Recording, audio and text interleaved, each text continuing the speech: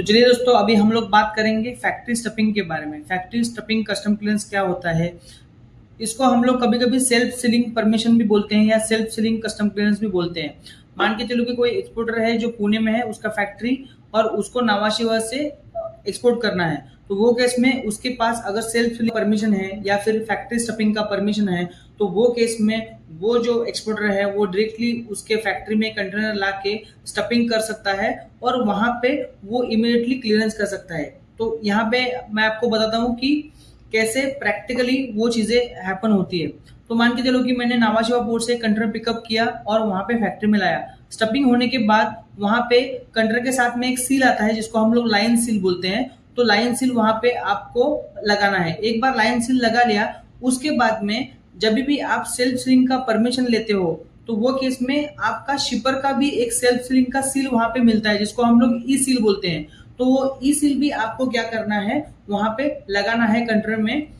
एक बार आपने ई सील वहां पे कंटेनर को लगा दिया, उसके बाद आपको क्या करना है, वो जो फोटोज लेके, ई सील का फोटोज लेके आपको अपने सीएच को भेज देना है और आपको ऑनलाइन पोर्टल पे जाके वो ई सील अपडेट करना है। कोई कोई केस में सीएचई ये सारी चीजें करता है, खाली आपको सीएचई को फोटो भेजनी होती है, लेकिन बहुत सारे ऐसे एक्सपोर्टर हैं जो ई सील खुद अपडेट करते हैं ऑनलाइन पोर्टल में जाके। तो आप दोनों ऑप्शन चूज कर सकते हो। एक बार आपने ई सील वहां पे अपडेट कर दिया और उसको फोटोज भेज दिए, तो आपको सारे डॉक्यूमेंट भी भेजने होते हैं सीएच में। एक बार आपका कंटेनर वहां पे नावाशिवा पोर्ट में पहुंच गया, तो वहां पे जो है वो कस्टम क्लियरेंस का पूरा जो एग्जामिनेशन या फिर असेसमेंट जो है वो वहां पे होता है और आप इजिली वहां पे कंटेनर गेट इन कर सकते हो। ये केस में क्या हो जाता है कि सेल्फ सीलिंग का परमिशन होने के कारण जो आपका कस्टम क्लियरेंस का खर्चा है वो कम से कम 10 से 15 हजार तक कम आता है और इसमें आपको 3 से 4 घंटे में कस्टम क्लियरेंस होके आप कंटेनर इजिली गेट इन कर सकते हो। अभी यहाँ पे हम लोग देखिए तो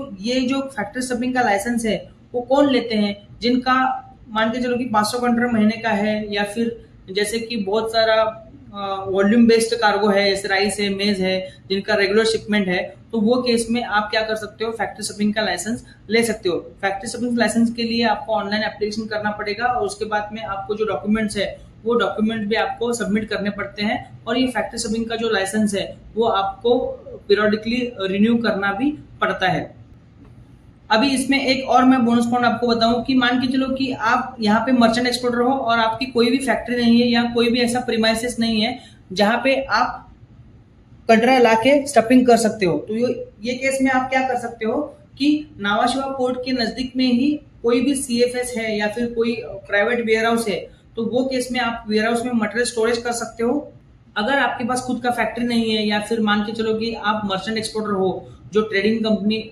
या फिर एक ट्रेडिंग कंपनी हो जो बाहर से मटेरियल लेके, मैन्युफैक्चर से मटेरियल लेके आप एक्सपोर्ट कर रहे हो, तो वो केस में आप क्या कर सकते हो, नावाशिवा या फिर जो भी पोर्ट से आप एक्सपोर्ट कर रहे हो उसके आजू बाजू में बहुत सारे वेयर हाउसेस रहते हैं और बहुत सारे वेयर हाउसेस हैं वहां पे। तो एक कोई भी प्राइवेट वेयर हाउस या गवर्नमेंट वेयर हाउस से आप टाई अप कर सकते हो और वहां पे मटेरियल स्टोर कर सकते हो। तो वहां पे वो क्या हो गया, वो जो वेयर हाउस है वो एज अ फैक्ट्री आपके लिए एक्ट करेगा और वहां का डॉक्यूमेंट या फिर वहां का जो भी प्रीमाइसेस का सब डिटेल्स दे के आप वो एड्रेस पे फैक्ट्री स्टफिंग का लाइसेंस ले सकते हो और वहां पे कंटेनर जाके स्टफिंग करके वहां पे सेल्फ सीलिंग आप कर सकते हो। तो ऐसा नहीं है कि आपको फैक्ट्री होना जरूरी है या फिर कोल्ड स्टोरेज ही होना जरूरी है सेल्फ सीलिंग के लिए। आप थर्ड